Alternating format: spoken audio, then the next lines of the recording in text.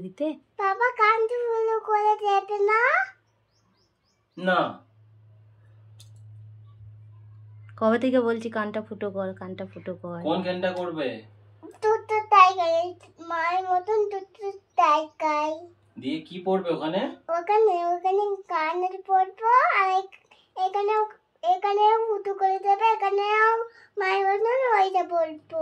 ওটা কি নাম? বলো nose pin. Note pin. Nose pin পড়বে তুমি? হ্যাঁ। আর কান ফুটলে যে তোমার লাগবে? না, আমার লাগবে না। আমার ছোট ছোট করলে আটার করতে ওগুলো বাচ্চাতে ওই ছোট ছোট কানগুলোতে লাগে না, বলতে কানে বললে লাগে। বলো লাগলে একটুখানি লাগবে। তাহলে মায়ের সাথে জেসি দিদির সাথে দুজনে মিলে গিয়ে তুমি ইয়ার প্রাইস করে আসবে। কোথায়? পার্লারে। পার্লারে কোথায় কান ফুটো করলে তাই? পার্লারে মেশিন আছে, মেশিনে করে টুকুস করে ফুটো করে দেবে।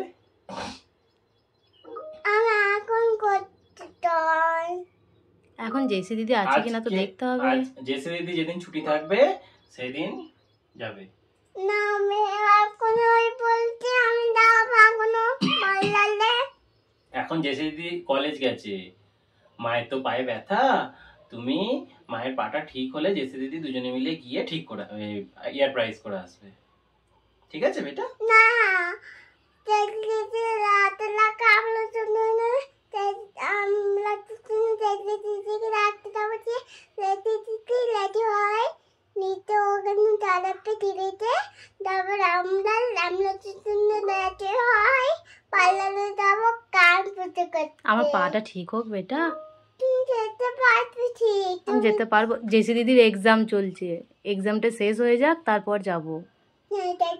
যখন বাড়ি ফিরবে তখন আমরা যাবো। আচ্ছা বেশ। কটা ফুটো করবে? দুটো। এখানে করবে নাকি? না, তুমি আমি তোমার মতন এখানে করবো। জেসি দিদির এখানে একটা আছে, এখানে একটা আছে।